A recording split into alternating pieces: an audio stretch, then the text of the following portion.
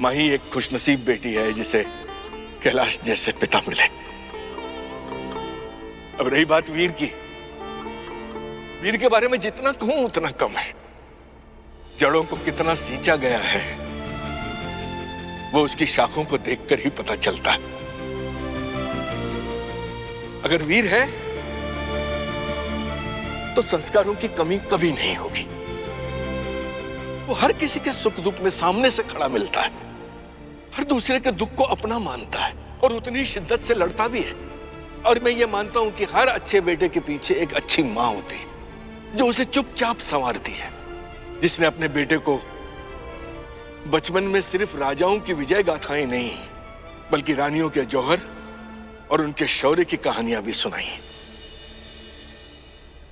और मुझे पूरा विश्वास है कि जिस परिवार ने वीर को परवरिश दी है उस परिवार का दृष्टिकोण समाज की ओर भी प्रगतिशील और उन्नत होगा। इसी आशा के साथ, इसी भावना के साथ मैं अपनी वाणी को विराम देता हूं।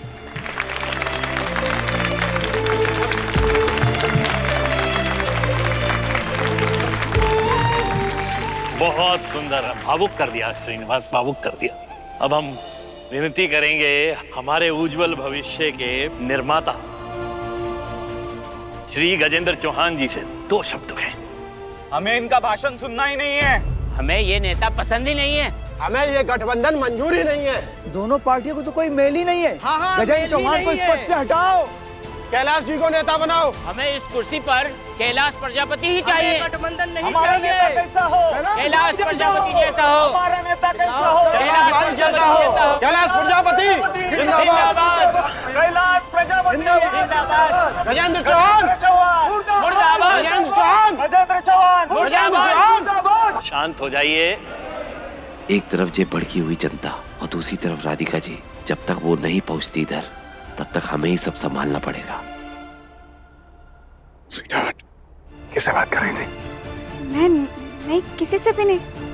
झूठ मत बोलो, मैंने खुद देखा है। किसी से तो तुम बात कर रहे थे, उसे इडियट बुला रही थी। ये इडियट वही था ना, तुम्हारा कॉलेज वाला दोस्त? अरे मुझे क्यों नहीं मिलवाया? उससे मिलने में कितना क्यूरियस हो रहा हूँ मैं। उसे मिलवाना चाहिए था ना। नहीं, कोई नहीं था। वो तो मैं जा रही थी, कोई टकरा गया मुझसे तो सॉरी बोल रहा था। मैंने बोला ध्यान से चलना चाहिए ना, बस वो मेरे मुंह से इडियट निकल गया होगा शायद। वो इडियट नहीं था।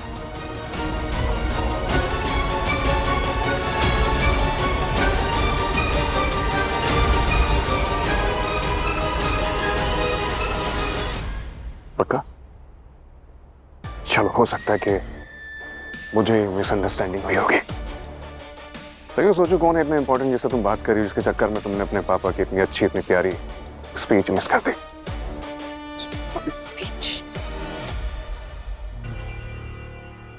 अरे ये मैंने क्या कर दिया। राज को कुणाल के बारे में नहीं पता चलना चाहिए, क्योंकि वो बहुत गुस्सा हो जाएंगे, पता नहीं क्या कर देंगे।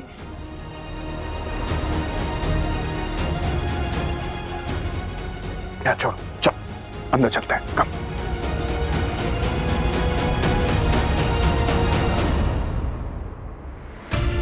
मुझे यहाँ आना ही नहीं चाहिए था। अब बस जैसे कैसे यहाँ से निकलूं, गजेंद्र जी के पेड़ से मिलता और निकलता। गजेंद्र चौहान मुर्दाबाद। गजेंद्र चौहान मुर्दाबाद। गजेंद्र चौहान। शांत हो जाइए।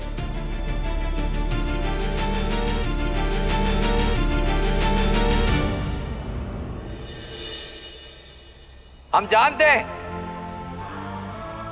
ये फैसला सुन के आप सबको धक्का लगा है, क्योंकि ये बोर्ड जहां से हमारे काका कैलाश जी हमेशा से खड़े होते आए और सालों साल जीते, और एकदम से नेता बदलने की बात आ जाए तो चिंता का तो विषय है। पर आप हमारी बात का विश्वास कीजिए, ये फैसला बहुत सोच समझ के लिया गया है ताकि कोई और पार्टी आपके क्षेत्र में आके आप पे हुकूमत ना करे। इसलिए हमें हमारी पार्टी को मजबूत करना होगा।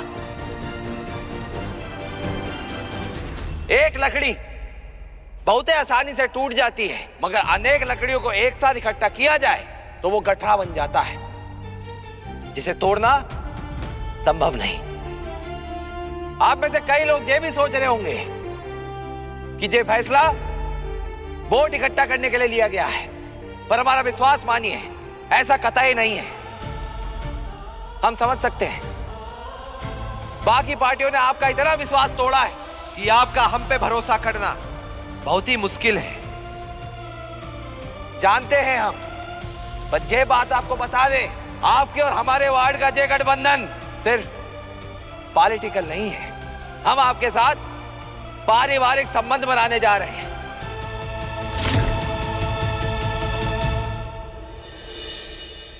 कैसा पारिवारिक संबंध? मतलब क्या है आपका?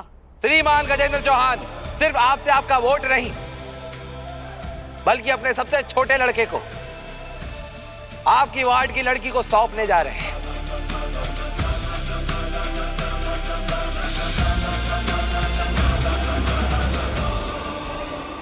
बिल्कुल बिल्कुल, वीर एकदम सही बोल रहे हैं। हम और कैलाश प्रजापति जी सिर्फ पार्टियों का मिलन नहीं कर रहे हैं, हमारे परिवार भी साथ जुड़ने जा रहे हैं। जी हाँ, वीर की शादी माई के साथ तय हो चुकी है, बहुत जल्दी दोनों एक ही बंधन में बंधने वाले हैं।